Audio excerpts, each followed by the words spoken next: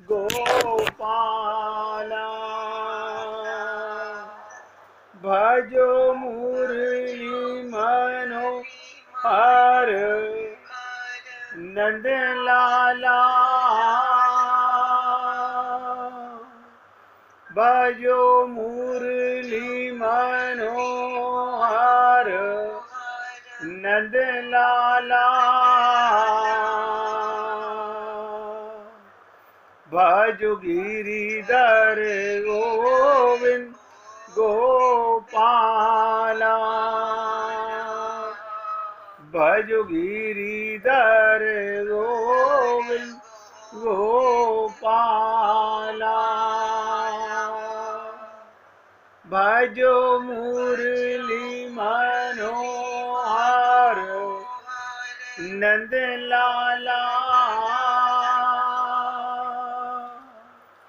भजो मुरली मनोहर नंद लाला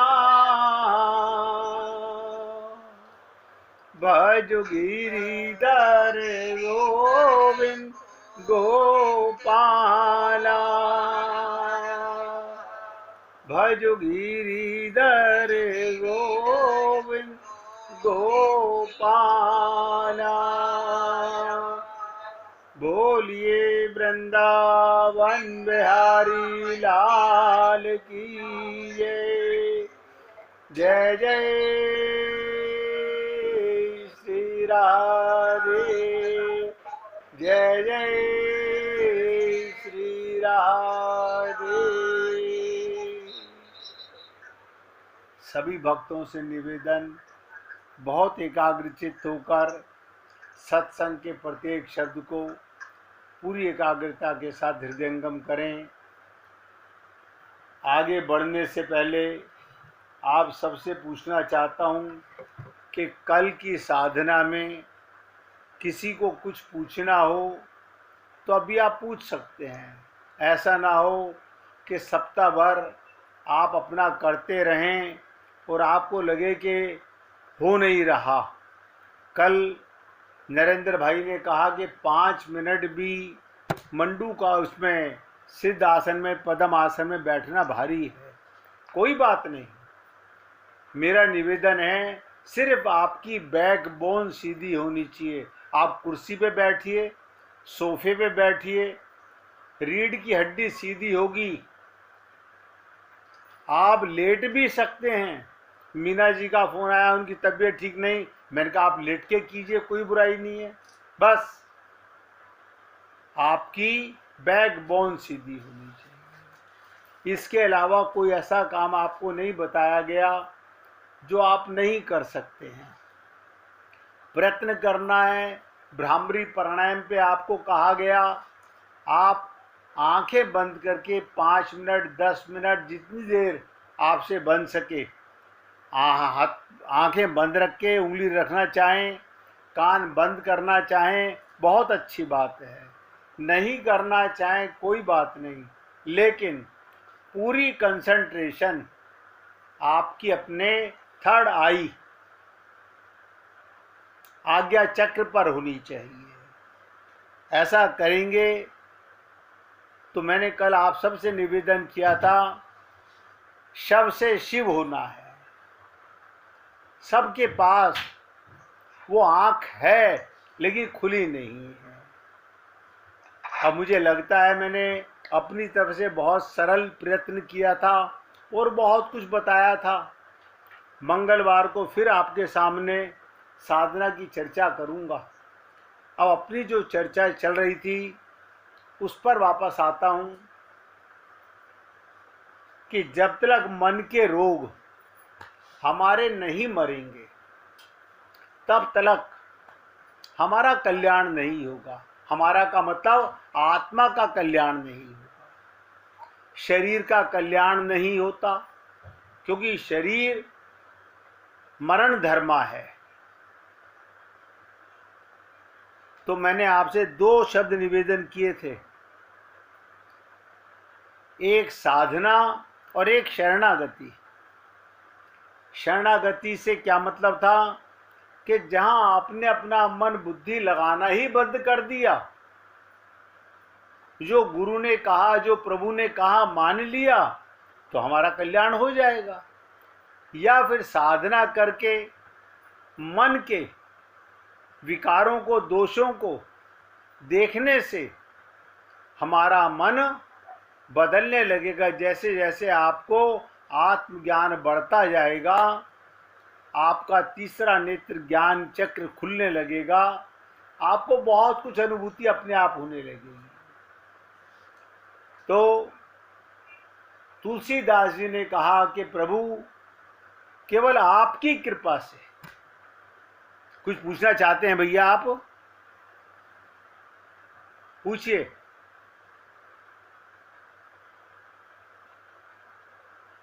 आपका स्पीकर, अच्छा ध्यान से सुनो भैया। क्या कहा? प्रभु आपकी कृपा के बिना। बड़ी विचित्र बात कही है। आपकी कृपा के बिना कुछ नहीं हो सकता। ये आपकी कृपा से ही हमारे दोष दूर होंगे। ये गुण साधन ते ना होई। क्या कहा महाराज? ये बुराइयों का नाश व्यक्ति के पुरुषार्थ से नहीं हो सकता, आपकी कृपा। अब समझने का विषय है, क्या भगवान हम पर कृपा नहीं करना चाहते हैं? भगवान तो कृपा ही करते हैं। भगवान के पास कृपा के अलावा कुछ है ही नहीं। हमें कृपा का पात्र बनना है, हमें सरेंडर करना है। भगवान किस पे कृपा करें? जो भगवान के आगे सरेंडर कर दे। हम अपना मन, अपनी बुद्धि लगाते रहते हैं, भगवान हमारे को फल देते रहते हैं। भगवान दो काम करते हैं। जब तक अपने दम पर हम प्रयत्न करते हैं तो भगवान आपके कर्म नोट करते हैं और उनका फल देते हैं। जब आप सरेंडर कर देते हैं तो भगवान कृपा करते हैं। जैसे रोगी ने तो अपना रोग बता दिया, इसके बाद वैद्य की भूमिका, डॉक्टर की भूमिका। रोगी को स्वस्थ बनाना वैद्य का काम। वैसे ही रोगी का भी ये कर्तव्य है, वो वैद्य के द्वारा बताई गई दवा का, पथ्य का सेवन करे। इतना सहयोग तो रोगी को करना पड़ता है। और आप और हम सब लोग इस मामले में सब बहुत विद्वान हैं, सब जानते हैं। हमारे शरीर के रोगों की डॉक्टर द्वारा बताई दवा और उसका परहेज हम पूरी तरह से करते हैं। तो कहने का तात्पर्य, जब हमें सद्गुण की औषधि, ध्यान दीजिएगा, और सदाचार्य का पथ दिया जाए, सद्गुण और सदाचार, तो हमें सच्चाई के साथ उसका सेवन करना चाहिए। इसमें निश्चित रूप से मन के बहुत से रोग दूर हो सकते हैं। आप लोगों ने इतने वर्षों में यहाँ तक तो पहुँच गए होंगे कि सारा बिगाड़ा खाता मन के रोगों में है, जिसके कारण हमारा कल्याण नहीं हो। निश्चित रूप से मन के बहुत से रोग दूर हो सकते हैं, पर उनका उपशमन हो सकता है। किसी के लोभ का रोग है, किसी को लोभ का रोग की चिकित्सा करना हो, उसे दान देना चाहिए। मैंने परसों निवेदन किया था, अगर किसी में लोभ ज़्यादा है तो दान करना चाहिए। काम का रोग हो, उसे दूर करना हो तो इंद्रियों पर ब्रह्मचर्य का पालन करना चाहिए। क्रोध की, अगर क्रोध हमारे मन में आता है तो क्षमा की औषधि है। जब भी कोई क्रोध करे, कोई बात नहीं, इसमें भी तो भगवान है। बस एक बार आदत पड़ जाए क्षमा करने की तो आपको क्रोध आना बंद हो जाएगा। लेकिन समस्या ये है, इन औषधियों के द्वारा रोगों का उपशमन होता है। वहीं एक रोग जिसकी हमने चर्चा नहीं की थी, कहा था कि एक दिन बाद चर्चा करेंगे। एक ऐसा रोग भी है जिसमें इस चिकित्सा से और वृद्धि हो जाती है। वो कौन सा रोग है? अहंकार अति दुखद डमरुआ। अहंकार कमाल है। मन, बुद्धि, चित्त और अहंकार ये सूक्ष्म शरीर में रहते हैं। अहंकार वो रोग है, और मैं आप सबसे निवेदन कर रहा हूं, पूरी एकाग्रता से सुनेंगे, समझेंगे तो जरूर समझ आएगा और कल्याण होगा। अहंकार वो रोग है जो सत्कर्म के द्वारा जब हम किसी पाप पर विजय प्राप्त कर लेते हैं तो हमारे मन में धर्म का अभिमान वृत्ति आ जाती है। सत्कर्म करने से सत्कर्म का अहंकार हो जाता है। ये बहुत बड़ी समस्या है। यानी सत्कर्म करो तो भी अहंकार। ऐसा कौन सा उपाय है कि रोग भी दूर हो जाएं और अभिमान भी ना हो? बहुत ध्यान दीजिएगा। कुछ भी करने के बाद हम में अभिमान आ जाता है। धन कमा लिया, अभिमान आ गया, ज्ञान कमा लिया, अभिमान आ गया। तो समझने का विषय यह है, ऐसा कौन सा उपाय है कि रोग भी दूर हो जाएं और अभिमान भी ना हो? तो तुलसी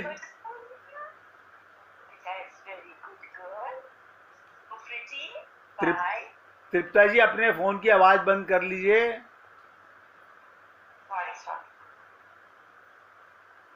तो तुलसीदास जी ने इस चिकित्सा का प्रारंभ कहां से किया,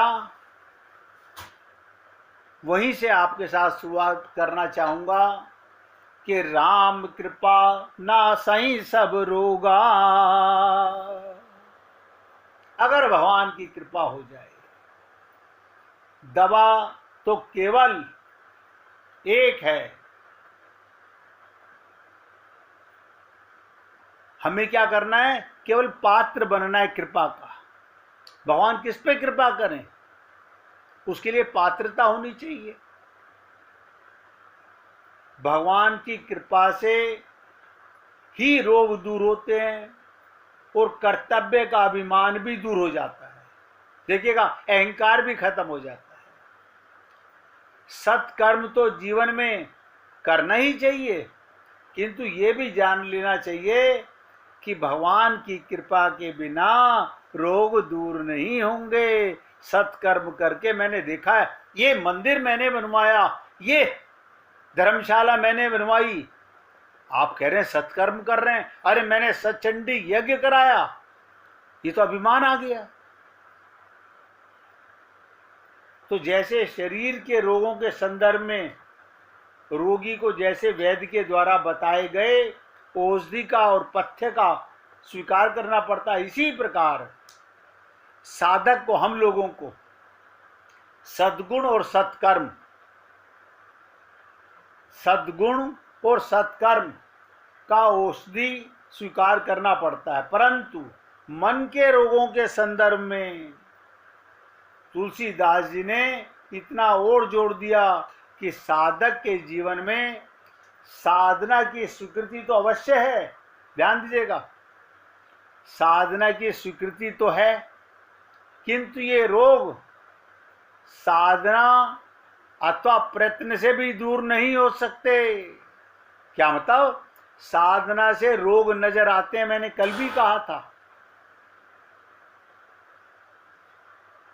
साधना केवल एक्सरे की मशीन है, आपके मन के रोगों को दिखा देगी कि हमारे रोग कहां कहां पर कितने % बढ़ गए हैं।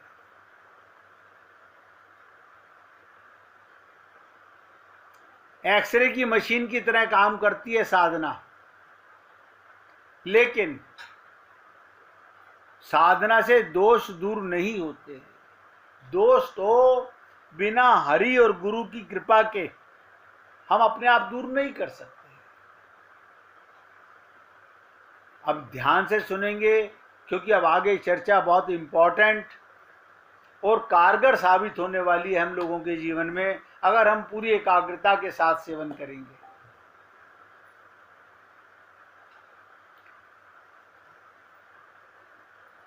कहीं ये समझने की भूल ना कर बैठें मैं अपने प्रयत्न से इन रोगों को दूर कर लूंगा। अनंत जन्म हो गए, अनंत जन्म हो गए। वे साधक को सावधान कर देते हैं। ज्ञान दीपक के प्रसंग में ज्ञान का दीपक जलाना मुख्य रूप से पुरुषार्थ का कार्य है। व्यक्ति को ज्ञान पुरुषार्थ के द्वारा प्राप्त होता है, लेकिन तुलसीदास जी ने ज्ञान दीपक प्रसंग का प्रारंभ भी कृपा से किया। ज्ञान की प्राप्ति कैसे होती है, इसके उत्तर में बड़ी सात्विक बात कही गई। बहुत ध्यान से सुनिएगा। सात्विक श्रद्धा धेनु सुहाई, जो हरि कृपा हृदय बस आई। व्यक्ति चाहे कितने सत्कर्म क्यों ना कर ले, और आप और हम लोग तो बचपन से हम कोई पाप कर्म तो नहीं करते, सत्कर्म ही करते हैं। लेकिन यहां क्या कहा, सात्विक श्रद्धा धेनु सुहाई, जो हरि कृपा हृदय बस आई। जब तक व्यक्ति कितने सत्कर्म क्यों ना करे, चाहे जितने विचार क्यों ना करे, उनके मूल में भगवान की कृपा ही विद्यमान है। मन के रोगों के संदर्भ में भी ये कहते हैं कि भगवान की कृपा से ही मन के रोग दूर होते हैं। लेकिन साथ साथ ये भी कह दिया, जो ही भांति बने संजोगा।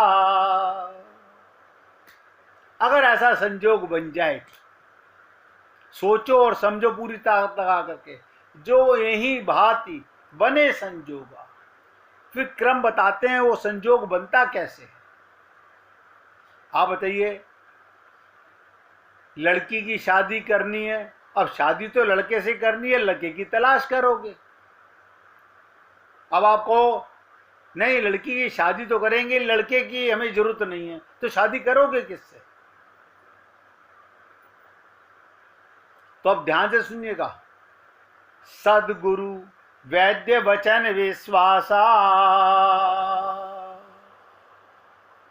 सब जानते हैं, पहले तो जीवन में सदगुरु का आना बहुत जरूरी है। सबसे पहले सदगुरु का जीवन में आना बहुत जरूरी है। सदगुरु का मतलब क्या होता है, जो थ्योरेटिकल एंड प्रैक्टिकल हो। थ्योरेटिकल एंड प्रैक्टिकल हो, और जो स्वार्थी लालची ना हो।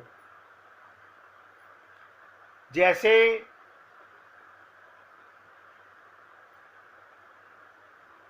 शिष्य से, अपने संपर्क में आने वालों से कुछ चाहता हो, वो सदगुरु नहीं हो सकता।